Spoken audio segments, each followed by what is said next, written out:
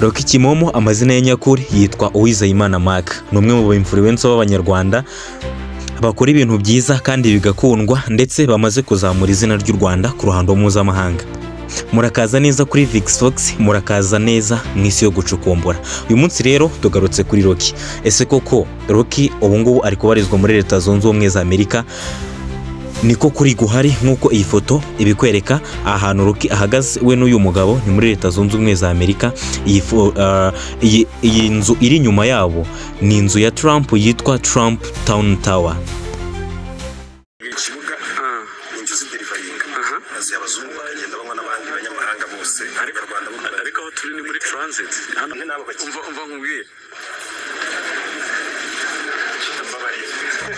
Iyi video yashizwe hanze nyuma y'iminsi 2 ishize, yashizwe hanze na Cheetah Magic abinyujije kuri YouTube channel ye yitwa Cheetah Magic. Ubwo Cheetah Magic yaragiye muri Leta Zunze Ubumwe za Amerika, yahuriye na Rocky ku kibuga cy'indege cya Kanombe, hanyuma amubaza bimwe mu bibazo bitandukanye. Yamubaje mu bibazo bijyanye na YouTube channel ye ya Rocky Entertainment kuba atakikoreraho cyane, amubaza n'ibindi bibazo bijyanye na YouTube nshasha Rocky yafunguye. Iyo YouTube yitwa Kimomo News. Akomeza amubwira ko ariyo YouTube channel igiye kujya inyuraho ibiganiro byinshi nanone, ariko nyine ntiyasobanura neza. Hanyuma rero nta makuru yigeze atanga y'ahantu agiye, yarahakanaga cyane akavuga ko nta hantu agiye, akavuga ko agiye gusubira mu Gatsata, ko yarazanye inzoga za NBG ngazizanye ku kibuga cy'indege. Nyamara ibyo yavugaga ntabwo byari ukuri, ahubwo we ntabwo yashaka kuvuga ahantu yerekeje, ariko kuva uyu munsi ahantu yerekeje twe turahazi, twamaze no kuhamenya.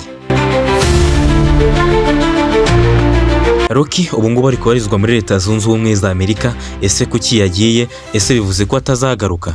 Ibyo rero nibyo tuje kuvugaho uyu munsi. Turaza kukwereka amakuru afitanye isano n'izi ngingo zose kandi asubiza ibibazo abafana bamaze iminsi cyangwa se barimo kwibaza muri iki gihe.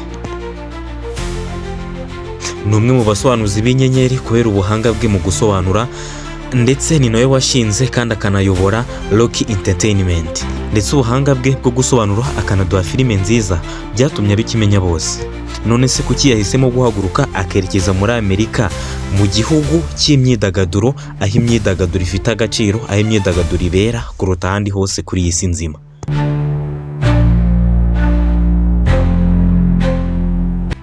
Abantu benshi bavuze ko yagiye mu by'urukerarugendo, abandi bavuga ko yagiye ku mpamvu z'ubucuruzi, abandi bavuga ko yagiye ku mpamvu zo gushaka akazi. Bamwe bari kuvuga ati Rocky afite amashuri make muri Amerika, yakora y'iki ko nta degree zihambaye afite ngo tuvuge yagiye ku mpamvu z'akazi, yagiye gukora y'iki?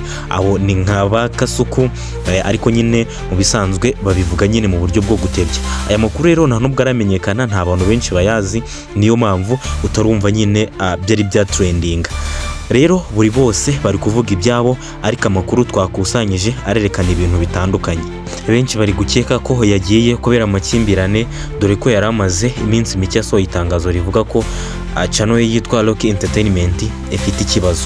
Channel yitwa Rocky Entertainment ikibazo yagize rero nta kindi, yabaye ihagaritswe mu guhembwa, nicyo kibazo iriya channel yagize. Hanyuma abonye atazongera guhembwa byiteka ryose, ahita yimukira ku yindi channel yise Kimomo News. Ibyo nibyo byatumye ahagarika gukorera kuri iriya channel. Ariko kuba yarahagaritswe ni ukubera ibiganiro yagendaga akoreraho bifitanye isano na Kongo.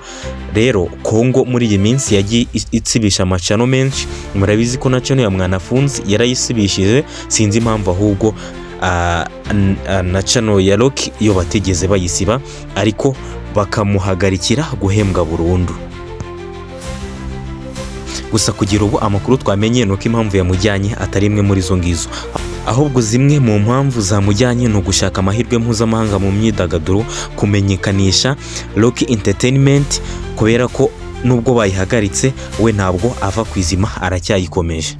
Ararekera kuyikoreraho, ariko nyine ntabwo ari buze guhagarika, ntabwo ari buze gutuma iri zina rihagarara, ryo ari buze kurikomeza. Ndetse ngo zimwe muri gahunda afite ni uguhura n'abakinnyi cyangwa se abakora filime muri Amerika kugira ngo afungure amarembo mashya. Ariko se none izi mpamvu zamujyanye zivuze ko Rocky ashaka kuhatura burundu cyangwa n'urugendo rw'igihe gitoya gusa? Kugeza ubu Rocky we bwite nta kintu arabitangaza, nta n'ikintu arabivugaho, yewe ni ugutegereza tukareba niba hari ikintu azabivugaho nyuma yaho, cyangwa se tugategereza tukareba niba tuzongera kumubona mu Gatsata. Gusa kugeza ubu abafana be ntituramenya niba azagaruka vuba. Ese ibi bintu Rocky yakoze muri kumva ari byo, kugenda atanaturabuye kweri? Yego, Rocky ari kubaka inzira nshya muri Amerika, ariko ikibazo kigihari ni kimwe: ese azagaruka mu Rwanda, cyangwa se iyi ni intangiriro y'urugendo rushya rw'iteka rwo guhera muri Amerika, muri Leta Zunze Ubumwe za Amerika, muri state ya Las Vegas. Ibi biraza gutuma abafana be bamukurikiranira hafi cyane, ndetse andi makuru y'ingenzi, andi makuru azagerwaho tuzagenda tuyabagezaho ahangaha kuri Vix Fox. Nshuti bakunzi twabanye muri iyi video, mwe mwakoze subscribe ndetse n'abitegura cyangwa se abateganya kuyikora, turabashimiye.